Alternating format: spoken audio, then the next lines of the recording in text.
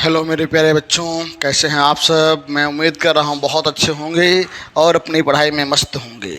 आइए आज हम हल करेंगे चैप्टर नंबर 3 दो चर वाले रैखिक समीकरणों का हल करना। यहाँ प्रश्नावली 3.1 प्रारंभ करते हैं, जिसमें हमारा देखो पहला सवाल क्या दिया गया है कि निम्न संख्याओं में रैखिक समीकरण के युग्म बनाइए।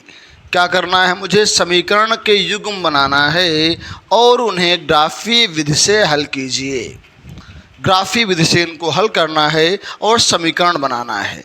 दो काम करेंगे, क्या करेंगे, समीकरण का युग्म बनाएंगे और उन्हें ग्राफीय विधि से हल करेंगे। कैसे हल करेंगे, हमारा पहला सवाल क्या है, देखो बच्चों, पहला सवाल कह रहा है कि कक्षा 10 के 10 विद्यार्थियों ने एक गणित की पहेली प्रतियोगिता में भाग लिया।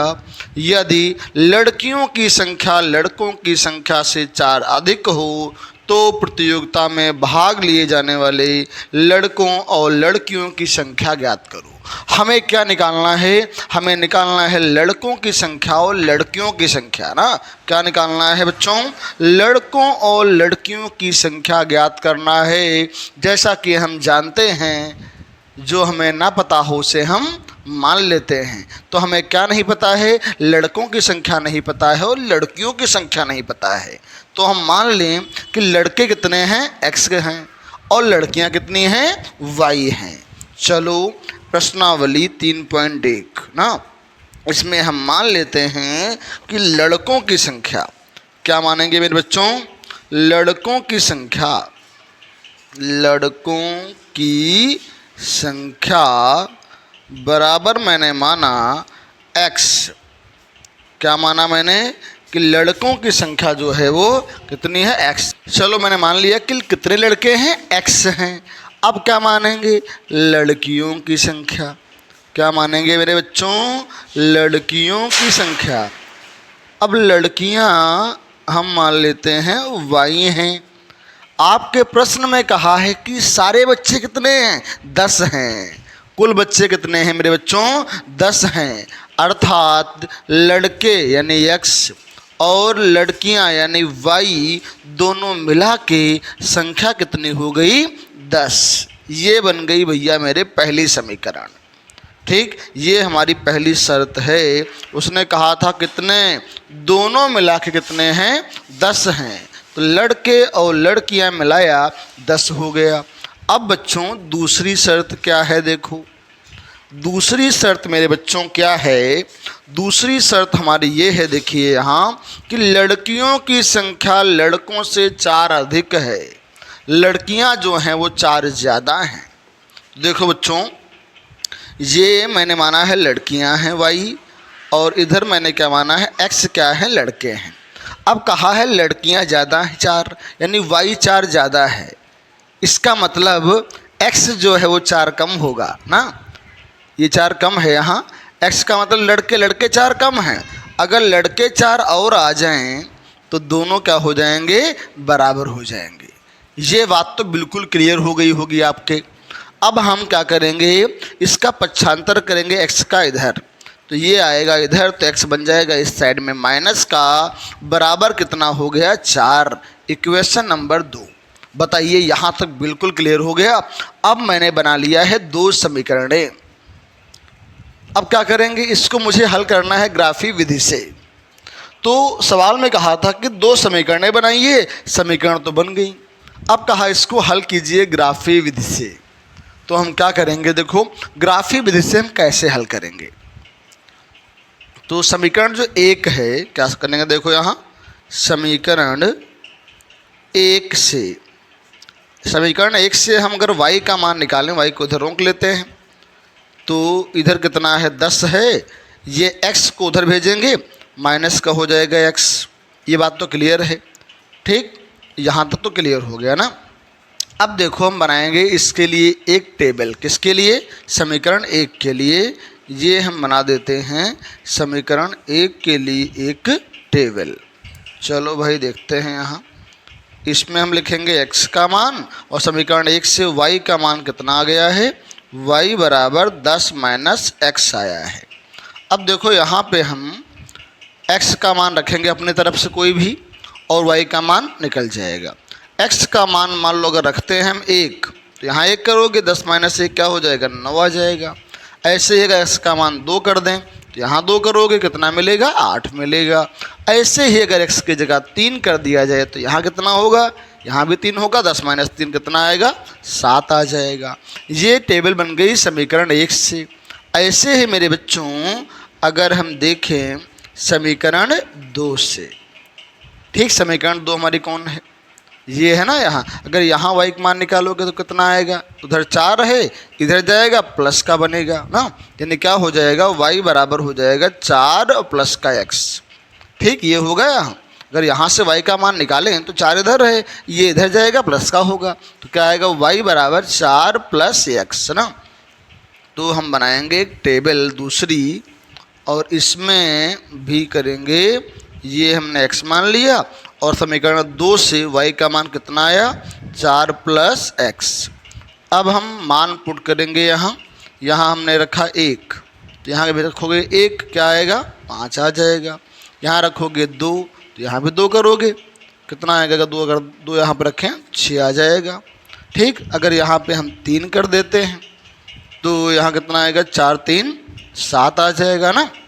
ये बात तो क्लियर हो गई ना। तो समीकरण 1 से ये टेबल बनी है, समीकरण 2 से ये टेबल बनी है। अब मुझे बनाना है मेरे बच्चों इसका ग्राफ। तो आइए अब हम बनाते हैं इसका ग्राफ। कैसे बनाएंगे, तो आपने ग्राफ तो पढ़ा होगा 9th में ना, कक्षा 9 में आप ग्राफ पढ़ के आए हैं। ठीक, तो देखो मेरे बच्चों, ये जो है आपका y अक्ष है और ये आपका x अक्ष है। ठीक, अब अगर हम इसको नाम दे तो 1 2 3 4 5 6 7 8 9, ऊपर प्लस का होता है ना, इधर x प्लस का होता है।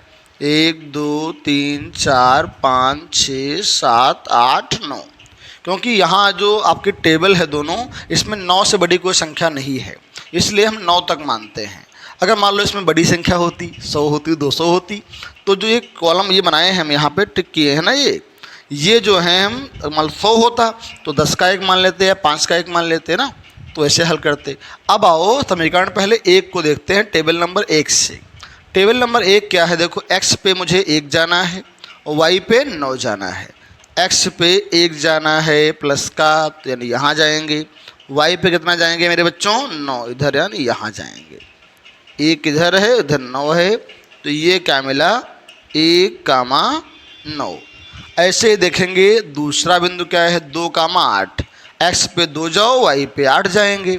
x पे 2 जाएंगे यानी यहाँ, y पे 8 जाना है तो यहाँ जाएंगे ना, यही तो 8 है, यहाँ से 2 है और यहाँ से 8 है, क्या मिल गया, 2,8। देखो अगला बिंदु क्या है, तीसरा इसका 3,7। x पे 3 जाना है, y पे 7 जाना है। देखो बच्चों, x पे 3 जाएंगे, 1 2 3, y पे 7 जाओगे ना, तो यहाँ पे क्या मिलेगा, 7। यही तो है, ये वाला बिंदु मिल गया 3,7। तो इसका नाम अगर a रख दें, इसका नाम b कर दें, इसका नाम c कर दें। अब इन तीनों बिंदुओं को हम मिलाएंगे, स्केल से मिलाना मेरे भैया, ठीक है। स्केल से मिलाओगे तो ये एक लाइन बन जाएगी इस टाइप की आपकी, ये एक लाइन बन गई। ये कौन सी लाइन है, ये हमारी पहली रेखा है ना।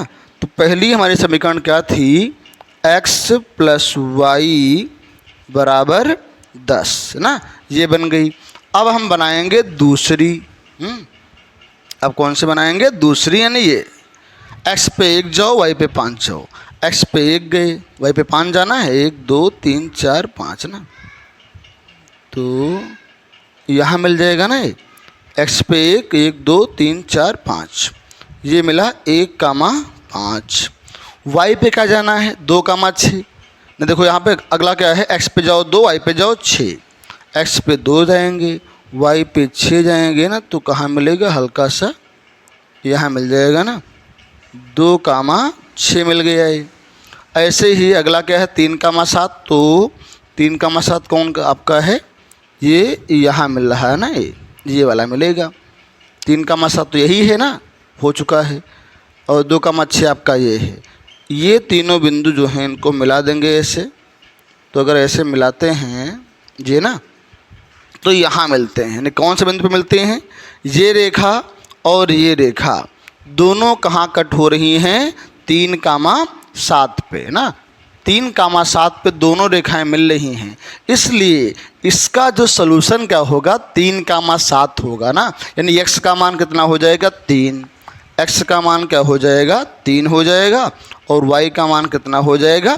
7 हो जाएगा। क्योंकि x यानी 3,7 पे दोनों रेखाएं एक दूसरे को कट करती हैं, यानी सलूशन क्या हो गया? 3,7। x का मान 3 है, y का मान 7 है। x हमने क्या माना था? x हमने माना था बालक यानी छात्र कितने हैं? 3 हैं। और जो लड़कियां हैं वो हमने माना था y, तो यहाँ से कितना आ गया? 7 आ गया ना। बताइए, ये तो बिल्कुल क्लियर हो गया होगा आपके।